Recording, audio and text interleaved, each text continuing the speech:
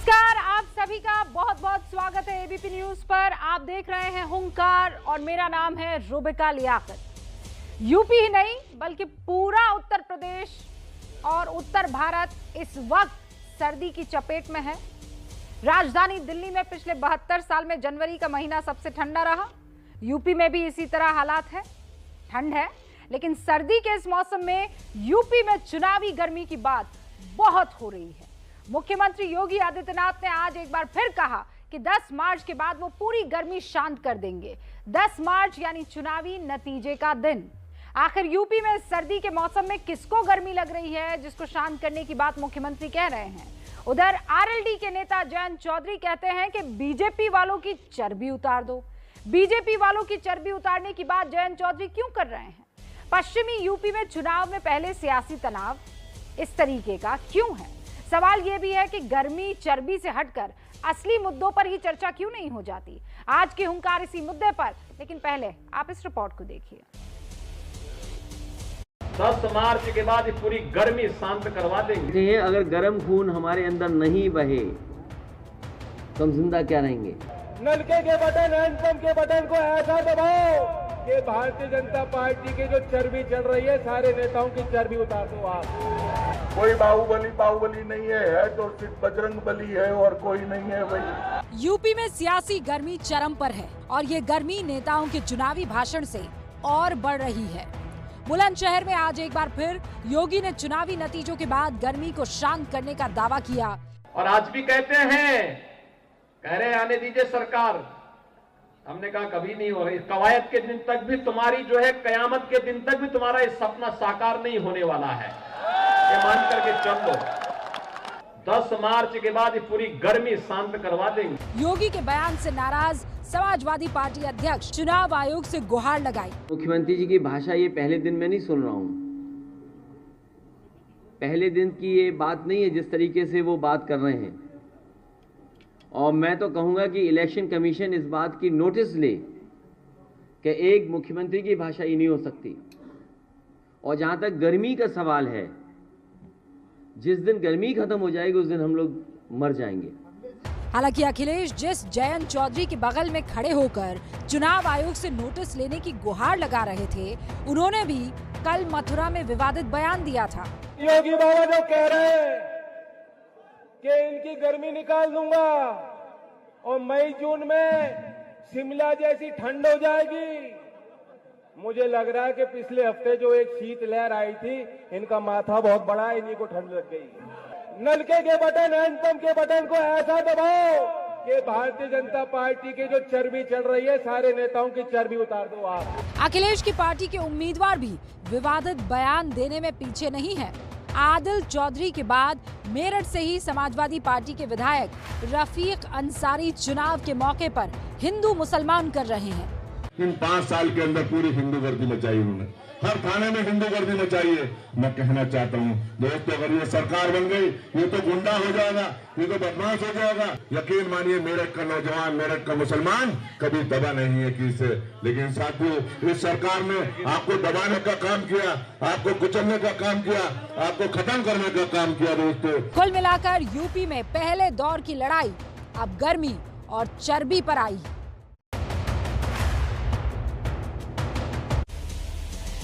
और इस पर बातचीत करने के लिए, हुंकार भरने के लिए सारे खास मेहमान हमारे साथ जुड़ चुके हैं। चारू प्रज्ञा प्रवक्ता हैं बीजेपी की, हमारे साथ जुड़ चुकी हैं। मनोज काका प्रवक्ता हैं समाजवादी पार्टी के, हमारे साथ जुड़ चुके हैं। मलूक नागर साहब सांसद है बीएसपी के, इस वक्त स्क्रीन पर आपको दिखाई दे रहे हैं। और विशाल मिश्रा प्रोफेसर है दिल्ली यूनिवर्सिटी के, हमारे साथ जुड़ चुके हैं। मनोज काका, शुरुआत आपसे कर रही हूँ। ये हिंदू गर्दी क्या होता है? जी रूबिका जी, सुन पा रही?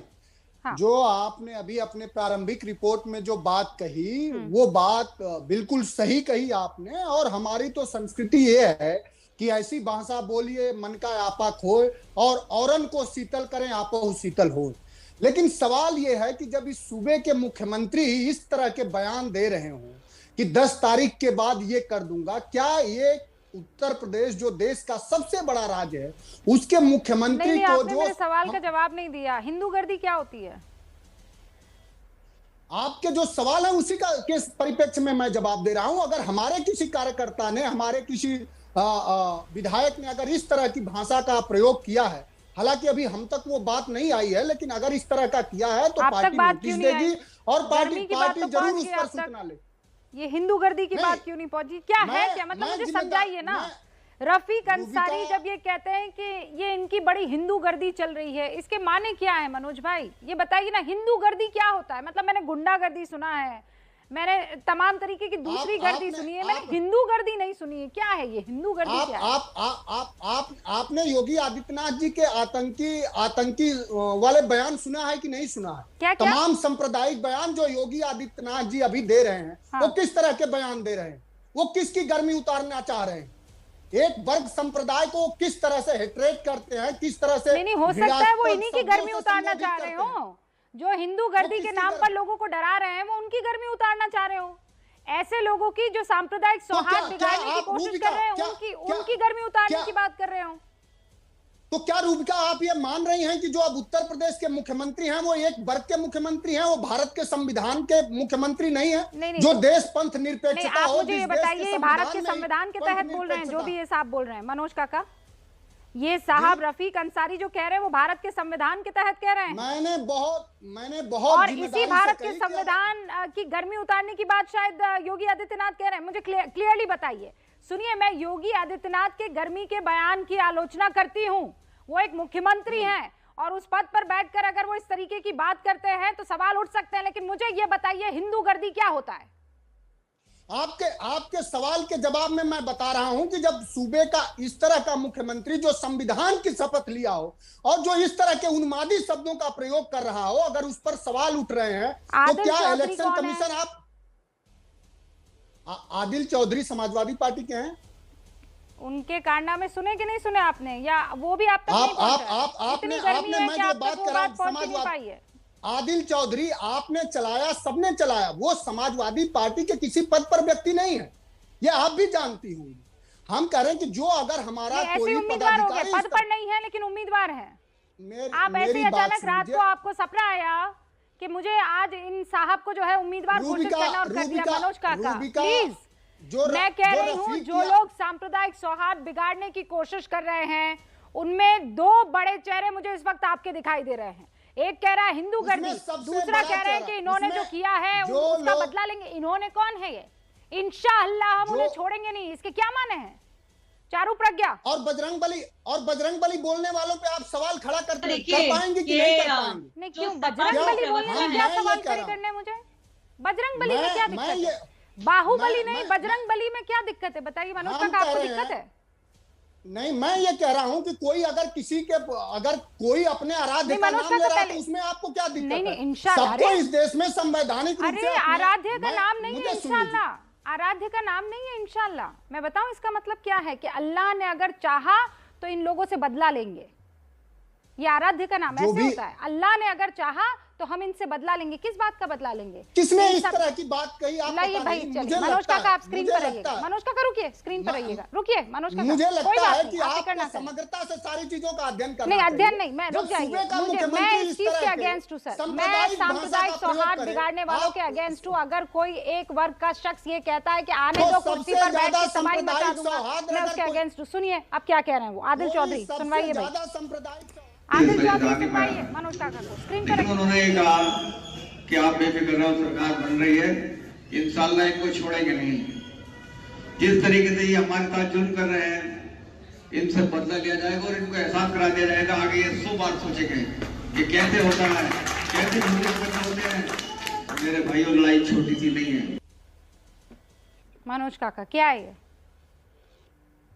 मैंने आपसे बहुत जिम्मेदारी से रूबिका कहा कि जब सूबे के मुख्यमंत्री के इस तरह की भाषा हो, जैसे लगता हो कि कोई एक सड़क अरे क्या उन्होंने ये कहा कि बजरंग बली ने चाहा तो मैं जैसे ही सत्ता में आया तो मैं बदला लूंगा इनसे? कहा ऐसा कुछ उन्होंने? क्या उन्होंने कहा जय श्री राम, अगर मैं सत्ता में आया तो इन 20% लोगों को यहाँ रहने नहीं दूंगा? क्या उन्होंने ऐसा कहा? उन्होंने कितनी बार कहा? अगर शिवजी ने चाहा और मैं सत्ता में आया तो इन 20% लोगों की हालत ऐसी कर दूंगा क्योंकि इन्होंने मेरा जीना मुहाल कर रखा है, ऐसा कहीं किसी ने कहा? मुझे ये बताइए। सवाल 20% का 80% का नहीं है। हमारे तो राष्ट्रीय अध्यक्ष हमेशा कह रहे हैं कि सामाजिक सद्भाव की बात और करिए। इसीलिए मैं बहुत मर्यादा के दायरे में रहकर आपसे सवाल पूछ रही हूँ। दोनों लोगों का पक्ष आज मत लीजिए, ना इस आदिल चौधरी का, ना इस रफीक अंसारी का। अब रुक जाइए, 3 और मेहमान। चारू प्रज्ञा, आप सुन लीजिए रूबिका, मैं खत्म कर रहा हूँ। जब 5 साल आप मुख्यमंत्री रहे, आप एक मिनट, आपका नाम चारू तो नहीं है, अब आप बोल चुके हैं जब से शोष आप गन्ने की कीमत पर इस पर क्यों नहीं बात करते हैं? अब आप ठहर जाइए, आप इन सवालों उस पर बात कीजिए ना। बुनियादी आप लोगों की बुनियाद पर, आप लोगों की बुनियादी जो परेशानियां उस पर सवाल कीजिए ना। आप क्यों कहते हैं कि इंशाल्लाह बदला लेंगे? आप क्यों कहते हैं कि हिंदू गर्दी फैला रखी है, और फिर आप कहते हैं कि सांप्रदायिक सौहार्द बिगाड़ रही है बीजेपी, हिंदू मुसलमान कर रही है बीजेपी? चारू प्रज्ञा, आप मुझे इस सवाल का जवाब दीजिए। गर्मी उतार देंगे, किसकी गर्मी उतार देंगे? ये सूबे के मुख्यमंत्री हैं। देखिए रूबिका, सबसे पहली बात तो मेरे को पैनलिस्ट ने करा ऐसी बोली है कि औरों को शीतल करे, तो इनकी पार्टी ने क्या बोली बोलकर चुनावी भाषण की शुरुआत करी? ये इंट्रोड्यूस करते हैं जिन्ना को। भारत के चुनाव में, उत्तर प्रदेश के चुनाव में ये इंट्रोड्यूस करते हैं जिन्ना को। भाई जरूरत क्या थी? अभी आपके बीच में मैंने बोला कोई आपके बीच में नहीं बोला, इंतजार किया है, आपकी बात खत्म होने का इंतजार किया। अब मेरे 3 पैनलिस्ट और है, पहले बात करने दीजिए। चारू प्रज्ञा, अगर आप ज्यादा जिन्ना और पाकिस्तान का समर्थक तो भारतीय जनता पार्टी, हम तो सवाल खड़े कर रहे हैं कि 300 यूनिट बिजली फ्री। मनोज भाई प्लीज एक सेकंड, मनोज भाई अभी रुक जाइए, पहले बोल लेने दीजिए, फिर काउंटर कीजिएगा। आप तो जानते हैं मनोज जी, आप जानते हैं ना, मैंने पूरा मौका दिया आपको, पूरा मौका दिया। इनफैक्ट 8 मिनट से मैं आप ही से बहस कर रही हूँ। अब रुकिए एक सेकंड, चारू प्रज्ञा को मौका दीजिए। चारू प्रज्ञा, और ऐसा है, आप जमीन पे गुंडागर्दी करें ना करें, इस समय टीवी पे आप नहीं करेंगे, अपने समय पर ही बोलेंगे। तो हाँ, मैं आपको बता रही थी, इन्होंने पहले इंट्रोड्यूस किया जिन्ना को, उसके बाद इन्होंने दिखाया अपना पाकिस्तान का प्रेम, उसके बाद ऐसे लोगों को टिकट दिए हैं जो जेल के अंदर बैठकर चुनाव लड़ने वाले हैं। रिकॉर्ड कायम करा है सपा ने इस बार, ऐसे टिकट दिए हैं कि जेल में बैठेंगे जी, हम चुनाव लड़ेंगे। ऐसे लोगों को टिकट दिए हैं जो कहते हैं अगर हम जीत गए तो हम आपसे बदला कर लेंगे, हम आपको खत्म करेंगे, हम दिखा देंगे किस तरीके से शासन चलता है। तो ये जो नफरत की आपने राजनीति करने की कोशिश करी शुरुआत से लेकर अभी तक, अब उत्तर प्रदेश की जनता इसमें फैलने वाली नहीं है। देखिए, अगर आप भारतीय जनता पार्टी की बात करें, आप योगी जी की बात करें, उनकी किसी भी नीति के लिए, किसी भी पॉलिसी के इम्प्लीमेंटेशन के लिए, क्या वो पूछते हैं आपकी धर्म क्या है? क्या वो पूछते हैं आप किस जाति के हैं? 80 और 20 में रूबिका कहानी कुछ और थी। जो गर्मी की भी बात हमारे योगी जी कर रहे हैं वो मैं आपको बताती हूँ। जितने दंगई उत्तर प्रदेश में है, आप बताइए क्या योगी जी ने उन लोगों को नाकों तले चने नहीं चबवा दिए? उन्होंने ये कहा कि अगर पब्लिक प्रॉपर्टी का नुकसान होगा मैं भरपाई करूंगा इन्हीं लोगों से। तो ये आंकड़ा वो कहाँ से लेकर आया? तो ये 20% वाला आंकड़ा वो कहाँ से लेकर आए कि 80% बढ़िया है और 20%? ये कौन से 20%? मतलब जितने अपराधी उत्तर प्रदेश में है वो 20% है। जिनमें दंगा है और उनको सपोर्ट करने वाले हैं। बहुत ही सिंपल सी बात है, कैराना में इन लोग जिनका सपोर्ट कर रहे हैं ये वो लोग हैं जिनके ऊपर एनआईए के केसेस हैं। ये मैंने जैसे कि कहा कि जेल में बैठ के लड़ने वाले लोगों का साथ दे रहे हैं। योगी जी बिल्कुल ठीक बोलते हैं। भाई अगर आपको लगता है आप बसें जलाएंगे, आप सड़कों पे बैठेंगे, आप पुलिस वालों को मारेंगे, जितनी बाजार खड़ा कर रहे हैं, जितनी नफरत की बाजार योगी जी खड़ा कर रहे हैं, वो आपको ठीक लगती है? हम आपको एबीपी के मंच के माध्यम से कहना चाहेंगे कि हमारी पार्टी में किसी भी तरह के किसी सांप्रदायिक बात की, संवाद की कोई जगह नहीं है।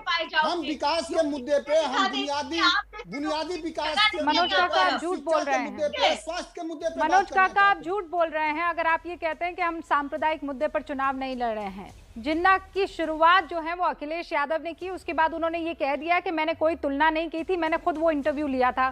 ठीक है, मैं एक बार के लिए उस चीज को साइड पे कर देती हूँ, मैं कर देती हूँ। रुक जाइए मनोज काका, रुकिए, नहीं पहले सुनिए। उसके बाद वापस आदिल चौधरी आते हैं, फिर उसके बाद रफीक अंसारी आते हैं और आप कहते हैं सांप्रदायिक नहीं है। आप कहते हैं, मैं बहुत आज दुखी हूं। ये हिंदू गर्दी क्या होता है? ये भाई साहब को मेरी तरफ से आप इनवाइट कीजिए, रफीक अंसारी को जो विधायक है, मैं इनसे डिबेट करना चाहती हूँ 1-on-1, और मैं जानना चाहती हूँ कि हिंदू गर्दी क्या होती है, ये क्या समझते हैं, हिंदू गर्दी के माने क्या होते हैं, और ये किसको डराने की कोशिश कर रहे हैं। हिंदुस्तान की सरजमी पर रहते हैं, हिंदुस्तान के संविधान के तहत चुनाव लड़ते हैं, हिंदुस्तान के संविधान के तहत इक्वालिटी का मजा लेते हैं, और फिर कहते हैं कि हिंदू गर्दी जो इनकी मची हुई है उसको हम खत्म कर देंगे। किसी हम भी योगी आदित्यनाथ आपके की बात माध्यम से करेंगे। रूबिका, हम मुझे आप रूबिका, रफीक अंसारी से, मैं आपके चाहती हूँ कि माध्यम ये से- डिबेट हो जाए।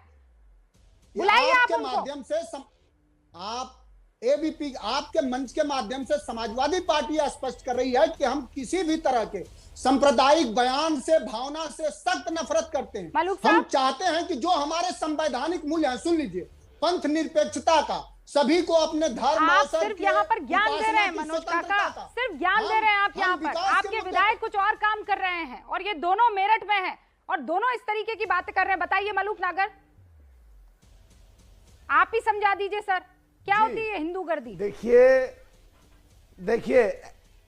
देखिए रूबिका जी, असलियत में जो टेलीविजन पे भी दोनों तरफ से भाजपा का और सपा का एक ही तरह बात हो रही है, नेता भी इनके एक ही तरह बात कर रहे हैं, चर्बी गर्मी, हिंदू मुसलमान, पाकिस्तान हिंदुस्तान, ये दोनों पार्टी चुनाव को बिल्कुल दूसरा रूप देना चाहती हैं, जो बिल्कुल पूरे वर्ल्ड के पैमाने पे हमारे देश की छवि खराब होगी।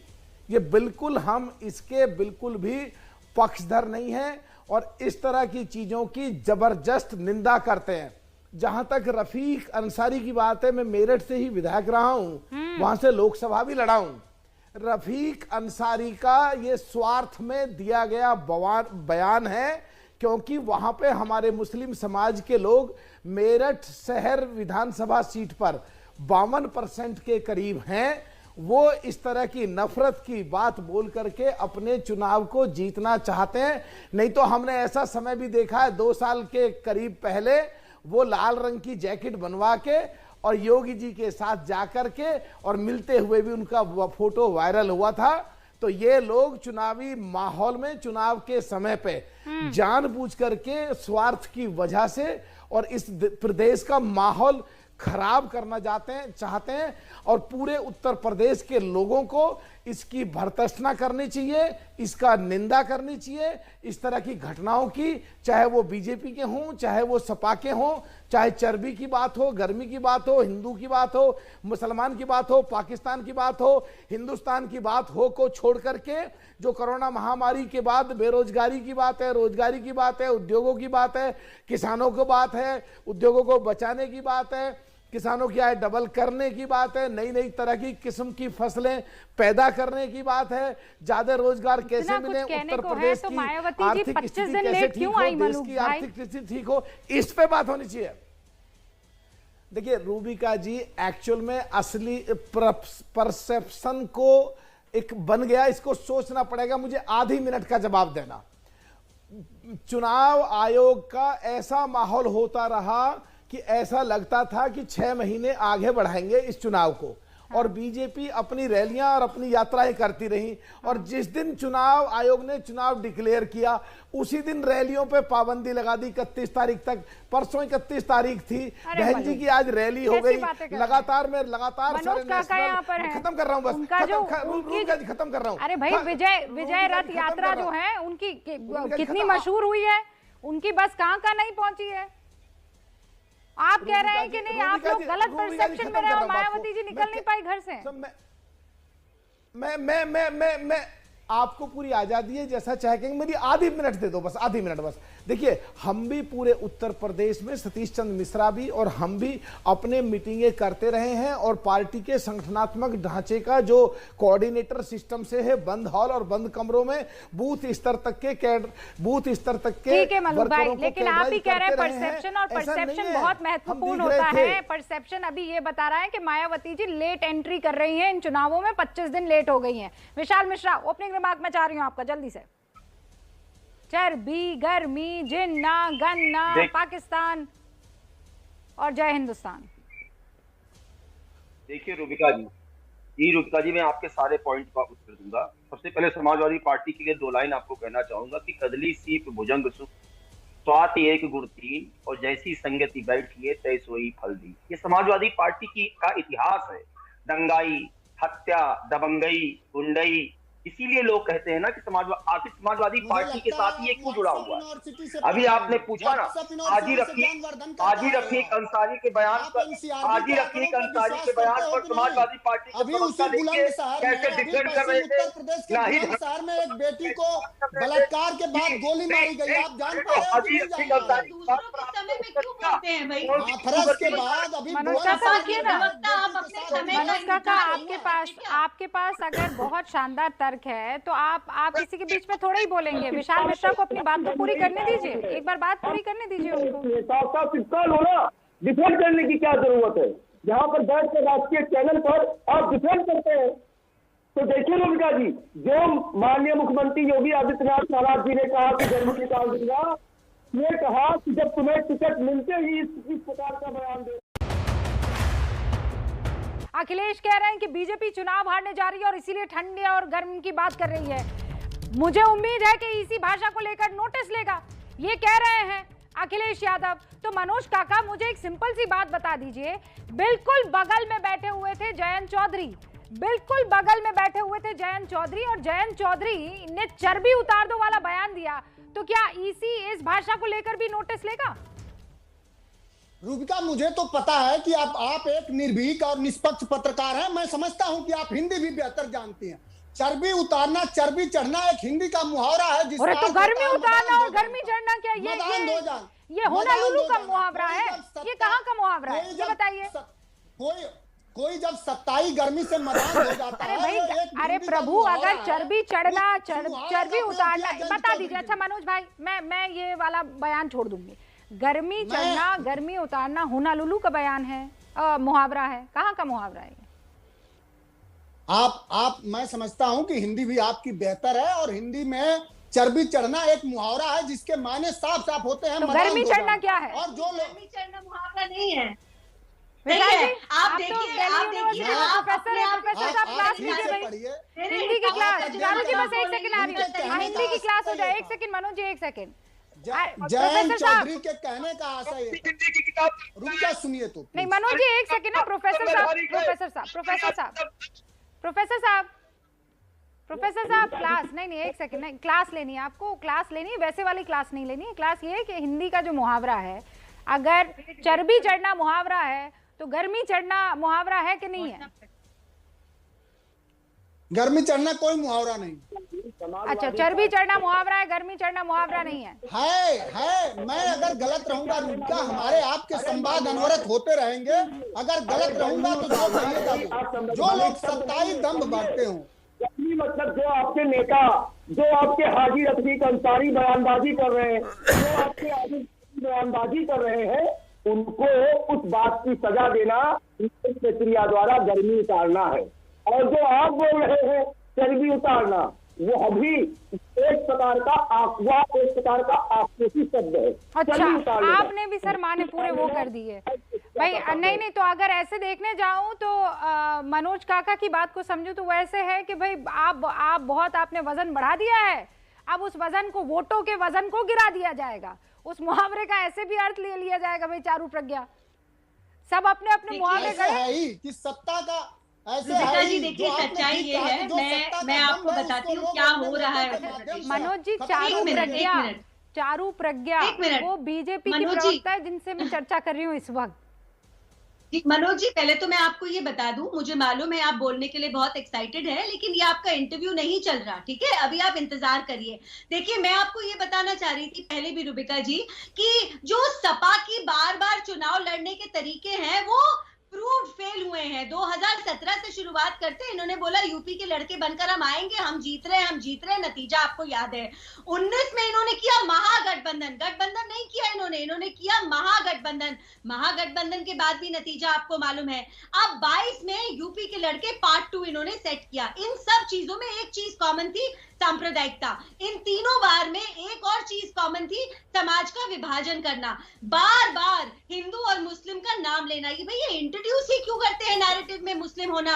ये जिस तरीके से कैंपेनिंग करते हैं इनके लोग, जिस तरीके से भाषण देते हैं ना, इनको तो बैन कर देना चाहिए चुनाव लड़ने से। और ये योगी जी के ऊपर क्या उंगली उठाएंगे? मैं आपको दावे के साथ कह सकती हूँ, ये वो सरकार है जिसने सच में सबका साथ दिया है, और ये आपको नतीजा पता चल जाएगा 10 मार्च को। गाँव नहीं गई है ना, ग्रामीण उत्तर प्रदेश। मैं गाँव से हूँ, मैं गाँव से हूँ, मुझे पता नहीं आप कहाँ से हैं, मुझे पता नहीं आप कहाँ से हैं। मैं उत्तर, ये वो सरकार है जिसने किसानों पे थार चढ़ाई, ये वो सरकार है जिसने लाशें बहाई, ये वो वही सरकार है जिसने दलित की बेटी जलाई, ये वही सरकार है जिसने नौजवानों पर लाठियां चलवाई है, वही सरकार तो है 68,500 में शिक्षक भर्ती में आरक्षण घोटाला किया, 69,000 में घोटाला किया, असिस्टेंट प्रोफेसरों में घोटाला किया। जब एक संवैधानिक पद पर बैठा हुआ व्यक्ति स्वयं इस तरह का बयान दे। चारू प्रज्ञा, आपकी आवाज नहीं आ पा रही है, आप बीच में डिस्कनेक्ट भी हो गई थी। एक सेकंड। मनोज काका ने कहा कि आपको गाँव की स्थिति का कोई अंदाजा नहीं है, आप शहर में रहने वाली हैं। हाँ, मनोज जी को बताया, इनके जो पार्टनर है ना जयंत चौधरी जी, वो चुनाव लड़ने की बार बार सपने देखते हैं छपरौली से। मैं छपरौली के एक छोटे से गांव में से हूँ, मैं बता रही हूँ आपको मैं कहाँ से हूँ। और जब आप छपरौली के छोटे छोटे गांव में जाकर घूमेंगे, हाँ मैं आपको बता दूं क्या हुआ है। आपको पता नहीं? चारू जी, आप कहाँ पैदा हुई थी? मत बोलिए। अच्छा एक सेकंड, मनोज काका अभी थोड़ा डिसाइड करेंगे। हाँ, कहाँ पैदा हुई थी चारू प्रज्ञा? मैं नासिक में पैदा हुई थी, पर मैं 15 स्कूलों में पढ़ी हूं। जयंत चौधरी कहाँ पैदा हुए थे? मनोज काका, जयंत चौधरी कहाँ पैदा हुए थे? एक सेकंड चारू प्रज्ञा, रुकिए एक सेकंड। आप कहाँ? नासिक में पैदा हुई? हाँ चारू प्रज्ञा, आप नासिक में पैदा हुए। जयंत चौधरी कहाँ पैदा हुए मनोज काका? नासिक में तो महाराष्ट्र में है, महाराष्ट्र से आके यहाँ जानने लगे। अरे नहीं, जयंत चौधरी कहाँ पैदा हुए सर? जयंत चौधरी कहाँ पैदा हुए ये सवाल नहीं, ये तो सवाल है। अरे मेरे मन में एक सवाल आ गया, आप जवाब दे दीजिए ना मनोज भाई। जयंत चौधरी कहाँ पैदा हुए? मुझे जानना है कि जयंत चौधरी, आपने भी देखा होगा कि किसानों के आंदोलन में अनवरत उनके साथ रहे। बहुत शानदार। पर आपने चारू प्रज्ञा को कहा कि ये गाँव में नहीं जाती है, ये शहरी लड़की हैं। मैं बस ये जानना चाह रही हूँ कि जयंत चौधरी कहाँ पैदा हो, मतलब अच्छा ठीक है, शहरी लड़की नहीं बोला आपने। कहा कि इनको गांव के बारे में कोई अंदाजा नहीं है। नासिक की पैदा हुई ये लड़की इस वक्त आपको स्क्रीन पर दिखाई दे रही। सुनिए एक सेकेंड, आप कह रहे हैं जयंत चौधरी किसानों के साथ रहे हैं। मैं सिर्फ ये जानना चाह रही हूँ कि जयंत चौधरी पैदा कहाँ हुए, इससे कोई कुछ मतलब नहीं है, बस एक क्यूरियोसिटी है जानने की। मैं कह रहा हूँ आपकी क्यूरियोसिटी के सवाल का यही जवाब है कि जयंत चौधरी किसानों के बीच में अनवरत संघर्ष कर रहे हैं। टेक्सास अमेरिका में पैदा हुए हैं रुबिका जी। और एक बात आपको मैं और बताती हूँ, जयंत चौधरी जी की जो राजनीति है ना, वो चुनाव टू चुनाव आती है। एक सेकंड बता दूं, मनोज भाई को नहीं पता है, मनोज भाई को नहीं पता है। और मनोज भाई आपको नहीं पता है, और ये व्हाट्सएप या वो जो आपकी वाली यूनिवर्सिटी है सारी, वहां से भी नहीं आया है। जयंत चौधरी सिर्फ आपकी जानकारी के लिए बता रही हूँ, क्योंकि ये थोड़ा कमजोर पड़ जाएगा जो दलील आप दे रहे हैं कि आप गांव में नहीं जाती हैं। जयंत चौधरी टेक्सास में पैदा हुए हैं, यूनाइटेड स्टेट्स। सवाल पता होने चाहिए ना, बॉस्टन। क्या ये सही नहीं है कि पश्चिम उत्तर प्रदेश में 16,000 करोड़ रुपया गन्ना किसानों का बाकी है? भाई शांत हो जाओ, बीच में चिल्लाने से सच्चाई नहीं बदल जाएगी। गन्ना किसानों का पैसा खाकर आप लोग बैठे थे, 90% भुगतान करा। आप पेपर नहीं पढ़ पाते हैं चारू, लग रहा है। अरे सुनो ना, आपको इंडियन एक्सप्रेस की रिपोर्ट पढ़नी चाहिए। मैं आपको बता रहा हूँ, सपा तो बिल्कुल ही नहीं जीतनी चाहिए, जिनके प्रवक्ता इतने गुंडाई हैं, उनके सच के नहीं चारू प्रज्ञा, मैं चाहूंगी आप वो शब्द वापस ले ले। मनोज भाई के लिए इतना तो मैं वाउच कर सकती हूँ। नहीं, वो बहुत शालीन किस्म के प्रवक्ता हैं, बहुत पढ़े लिखे इंसान है, लेकिन दूसरों की बारी में बोल जरूर जाते हैं। लेकिन नहीं, मैं चाहती हूँ वो शब्द आप वापस ले लें। मनोज काका बहुत शालीन किस्म के प्रवक्ता है, ये बात मैं वाउच करती हूँ। वो कभी किसी के लिए अपशब्द नहीं बोलते हैं। हाँ, वो बीच में बोल जाते हैं, वो अलग बात है, लेकिन इसके माने ये नहीं है कि आप उन्हें गुंडा बोलेंगी। वो गुंडे नहीं है वो। हाँ मनोज काका, चलिए बीच में बोलने वाले, अब मैं अपनी बात पूरी करती हूँ। आप अगर गांव जाके पता करेंगे तो क्यों ये गन्ने का पूरा सिचुएशन खड़ा हुआ, सपा सरकार ने पैसे ही नहीं दिए। भाजपा सरकार ने लगातार गन्ने के पैसे में लाखों करोड़ों रुपए का भुगतान किया, और तो और और जो प्राइवेट शुगर मिल्स पैसे खाकर बैठी थी, किसानों तक पैसे जाने नहीं दे रही थी, उन तक को पैसे दिए लोन के तहत। चारू प्रज्ञा, अगर इतना कुछ हो गया है और आपको वो आंकड़ा याद नहीं, मैं बता देती हूँ, 1,50,000 करोड़ के आसपास जो है वो भुगतान कर दिया है। लेकिन अगर ऐसा है तो फिर गन्ना किसान वेस्टर्न यूपी में आप लोग इतने परेशान क्यों फिर रहे हैं? क्यों जयंत चौधरी को आप इनवाइट कर रहे हैं? परेशान बिल्कुल भी नहीं है। और रूबिका जी, जिस तरीके से हमारे गृह मंत्री ने बोला, उन्होंने सिर्फ ये कहा कि जयंत जिस तरीके के परिवार से आते हैं, अभी उनके पिताजी का भी देहांत हो गया कोरोना काल में, उन्होंने गलत पार्टनर चुन लिया, उन्होंने गलत राजनीति में पार्टनर चुन लिया। और मैं तो आपको खुद बता रही हूँ, सपा तो वो पार्टी है जो हर चुनाव में नया पार्टनर लेकर आती है, अपने साथ उसको भी डुबा देती है। मलूक भाई जो है वो जहन में आ गए। मलूक भाई, पोस्ट इलेक्शन जो है ये पार्टनरशिप बहुत महत्वपूर्ण हो जाएगा। रुकिए मनोज का कम से 1 सेकंड रुक जाइए। पार्टी अब ये तय करेगी कि दूसरे राजनीतिक दल का अलायंस कौन होगा। हर राजनीतिक दल को अपने अलायंस चुनने की स्वतंत्रता है। ओके मलूक भाई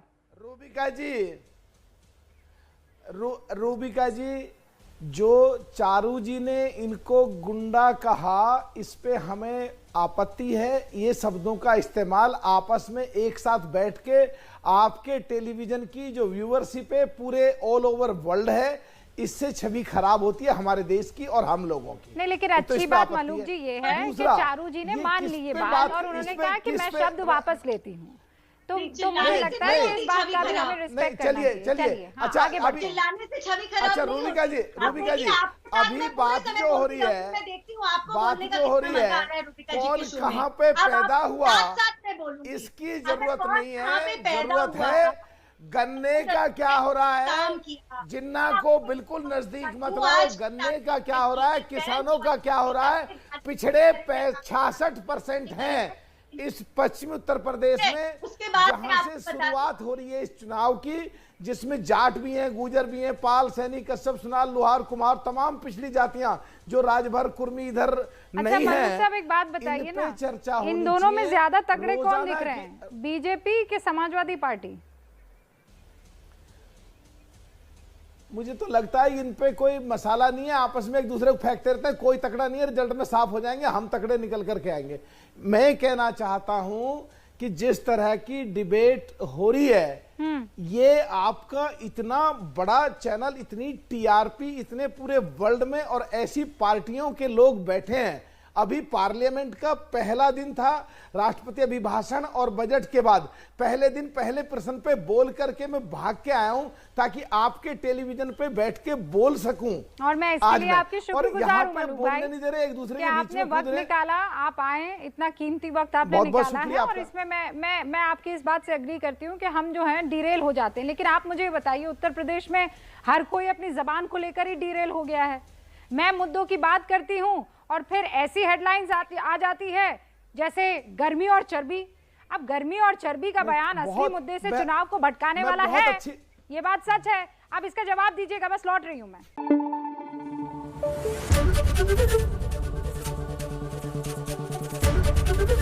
एबीपी न्यूज आपको रखे आगे।